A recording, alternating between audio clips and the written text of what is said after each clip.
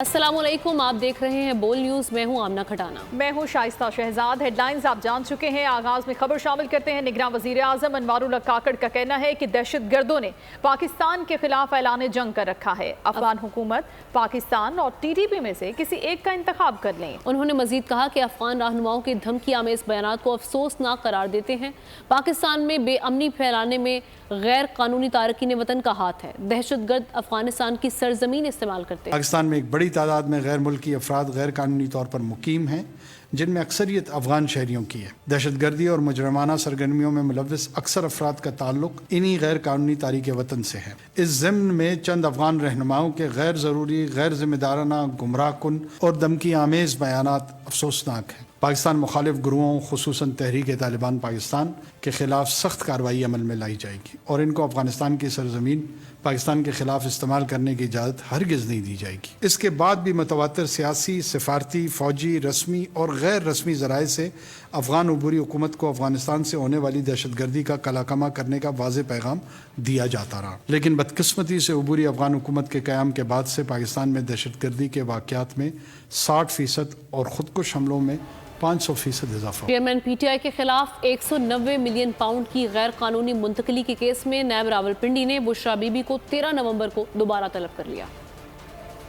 190 million pound की गैर कानूनी मुंतकली का केस बुशरा बीबी को नैब ने 13 नवंबर को दोबारा तलब कर लिया। चेयरमैन PTI के खिलाफ 190 मिलियन पाउंड की गैर कानूनी मुंतकली के केस में नैब रावलपिंडी ने बुशरा बीबी को इन्वेस्टिगेशन टीम के सामने तलबी का नोटिस जारी कर दिया। नोटिस में लिखा गया है कि 3 मरतबा तलबी के बावजूद बुशरा बीबी पेश नहीं हुई। बुशरा बीबी की तरफ से जमा कराए गए जवाब और दस्तावेज से मुतमईन नहीं। बुशरा बीबी बतौर मुलजिमा नैब की मुश्तरका तहकीकाती टीम के सामने 13 नवंबर दिन 2 बजे पेश होकर शामिल तफ्तीश हों। फवाद चौधरी पर एक और पर्चा कट गया। नाजायज कब्जे और खाद की बोरियां चोरी करने के इल्जाम में साबिक वफाकी वजीर पर थाना पिंड दादन खान में मुकदमा दर्ज किया गया।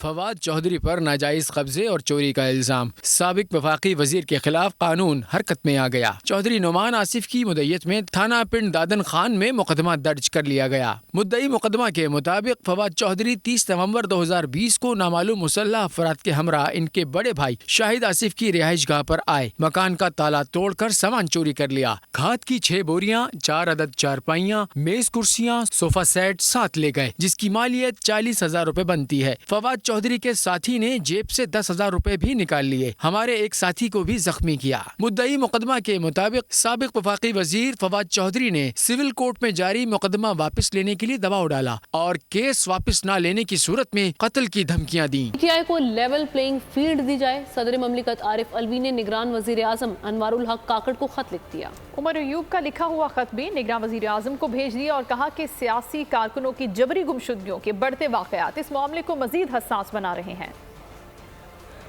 आइंदा इंतखाबात के लिए PTI को लेवल प्लेइंग फील्ड और बुनियादी हुकूक दिए जाएं। सदर मुमलिकत आरिफ अलवी ने निगरान वजीर आजम अनवारुल हक काकड़ के नाम खत लिखा। सदर ने general secretary PTI Umar Ayub का लिखा खत भी निगरान वजीर आजम को भेज दिया। सदर ने अपने खत में लिखा, निगरान हुकूमत का तमाम सियासी जमातों को लेवल प्लेइंग फील्ड फराहम करना बेहद अहम है। PTI के खदशात पर गौर किया जाए। सदर के मुताबिक सदर मुमलिकत बतौर सरबराह रियासत जमहूरिया के इत्तेहाद की अलामत है। इसी वजह से पाकिस्तान तहरीक इंसाफ के इल्जामात पर मुश्तमिल खत आपको अरसाल कर रहा हूँ। सदर मुमलिकत का कहना था, सियासी कारकुनों की जबरी गुमशुदगियों के बढ़ते वाकयात पर मीडिया में भी बहस जारी है। खवातीन सियासी वर्कर्स की तवील नजरबंदी या अदालत की जानिब से रिलीफ के बाद बार बार दोबारा गिरफ्तारियां मामले को मजीद हसास बना देती हैं। सदर मुमलिकत ने कहा है कि आइन के आर्टिकल 4 के तहत कानून के मुताबिक सुलूक किया जाना हर शहरी का नाकाबिले तंसीख हक है। निगरान वजीर आजम और हुकूमत के सरबराह होने के नाते इन मामलात पर गौर करें। पीपल्स पार्टी बिलावल भुट्टो जरदारी कहते हैं कि नून लीग ने जब वोट को इज्जत दो का बयानिया तब्दील किया तो उनके साथ चलना मुश्किल हो गया।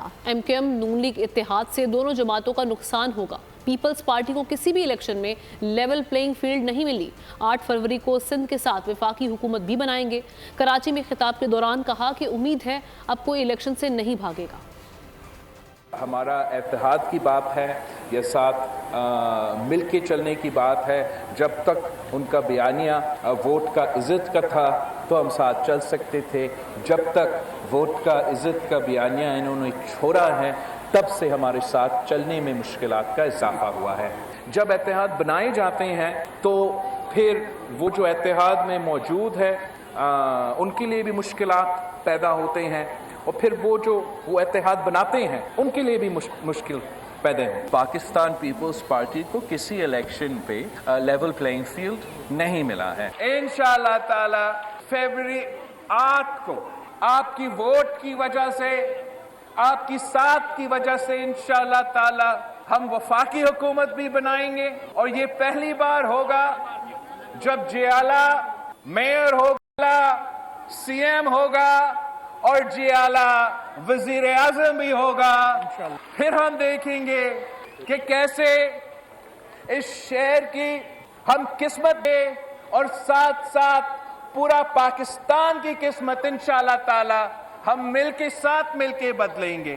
ہمیں امید ہے کہ کوئی الیکشن سے آپ نہیں بھاگ سکے گا۔ اور مفاہمت کے بادشاہ کریں کہ پنجاب کا سیاسی محاذ مزید گرم، نون لیگ نے سندھ کا رخ کیا تو آصف علی زرداری نے بھی پنجاب میں ڈیرے ڈالنے کا پلان بنا لیا۔ جی ہاں، نون لیگ مخالف سیاسی اتحاد کے لیے رابطے اور ملاقاتیں بھی کریں گے۔ ذرائع کا کہنا ہے کہ جنوبی پنجاب میں استحکام پاکستان پارٹی سے اتحاد یا سیٹ ایڈجسٹمنٹ متوقع ہے۔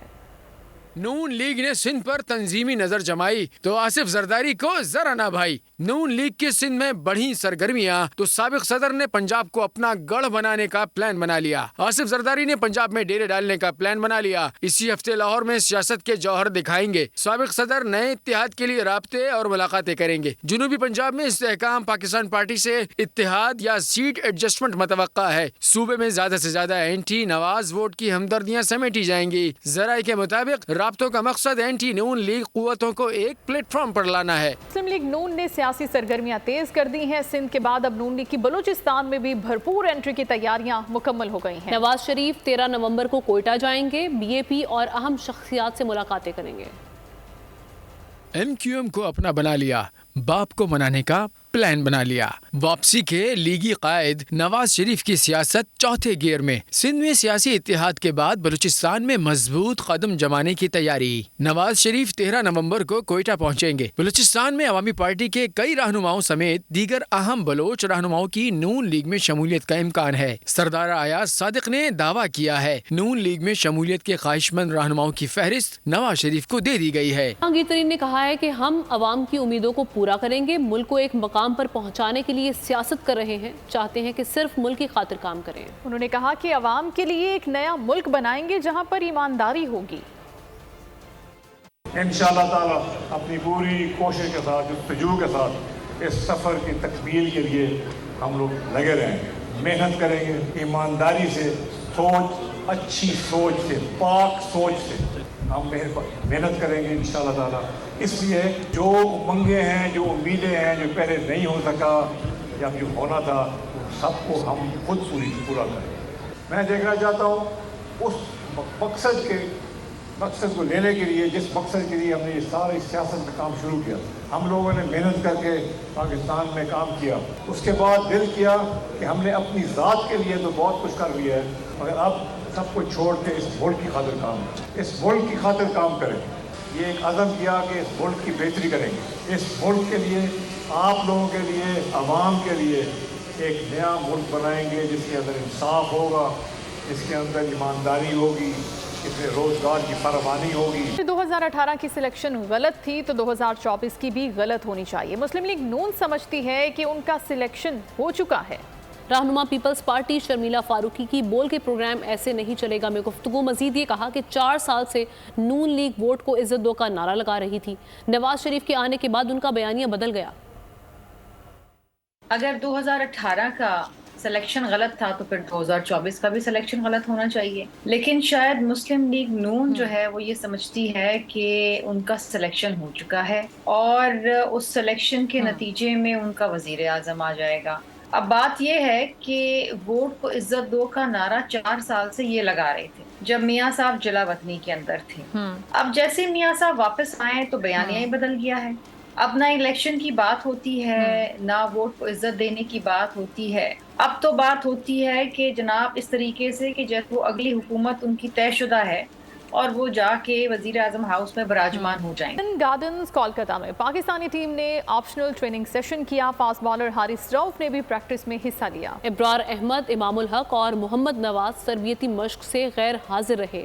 پریکٹس سیشن کے دوران تمام کھلاڑیوں نے فیلڈنگ میں بھرپور حصہ لیا. انڈیا کی پچز بلے بازوں کی جنت. ایونٹ میں تاریخ رقم ہو چکی. پہلی بار 500 چھکے بیٹرز لگا چکے. انگلش بلے بازوں کے چھکے چھڑانے کے لیے پاکستانی فاسٹ بالرز نے بھرپور ٹریننگ کی. جنوبی افریقہ کے خلاف زخمی ہونے کے بعد شاداب خان نے پہلی مرتبہ بالنگ کی. حارث رؤف بھی ایکشن میں دکھائی دیے. ابرار احمد، امام الحق اور محمد نواز غیر حاضر رہے. پاکستان کرکٹ ٹیم کے تربیتی سیشن کا سلسلہ جمعرات کو بھی جاری رہے گا. لیگ مرحلے کے آخری اور اہم میچ میں گرین شرٹس 11 نومبر کو انگلینڈ کے خلاف ایڈن گارڈنز کولکتہ میں میدان میں اترے گی. بالر اسامہ میر کہتے ہیں کہ پریکٹس سیشن میں بھرپور ٹریننگ کی ہے. اگلے تمام میچز جیتیں گے. بول سے بات چیت میں کرتے ہوئے انہوں نے کہا کہ ٹیم اب فارم میں آ گئی ہے.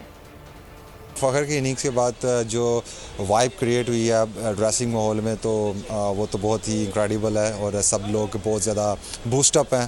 اس طرح کی اننگز جب آپ کے سامنے آپ کا پلیئر کھیلتا ہے تو پوری ٹیم ہی اس طرح کی اننگز سے بوسٹ اپ ہو جاتی ہے. تو کافی اچھا ماحول ہے. ڈریسنگ روم کا بھی بہت پازیٹیو ماحول چل رہا ہے. سو فار تو چیزیں ہمارے حق میں جا رہی ہیں لیکن اگر اللہ کو منظور ہوا تو ان شاء اللہ تعالیٰ آگے بھی چیزیں حق میں جائیں گی اور ان شاء اللہ تعالیٰ دیکھتے ہیں پھر آگے کیا ہوتا ہے. ان شاء اللہ جس طریقے سے پریکٹس سیشن ہوئے ہیں، جس طریقے سے آج بھی پریکٹس میں نے جو بالنگ کی ہے، شاداب نے جو بالنگ کی ہے، اس سے کافی حد تک ہمارا کانفیڈنس لیول بڑھا ہے اور مجھے امید ہے کہ جو آنے والے میچز ہیں اس میں ڈفرینس نظر آئے گا ان شاء اللہ تعالیٰ. کرکٹ لیجنڈ وقار یونس کی شکیب الحسن پر تنقید کا معاملہ سرحد پار کر کے اب بنگلہ دیش بھی پہنچ گیا ہے. ڈھاکہ ہائی کورٹ نے کرکٹ ورلڈ کپ کے کمنٹری پینل سے وقار یونس کے اخراج کے لیے ملکی کرکٹ بورڈ کو حکم نامہ جاری کر دیا. عدالت نے اپنے فیصلے میں کہا کہ وقار یونس کے خلاف مناسب کارروائی کے لیے کرکٹ بورڈ ICC سے رجوع کرے.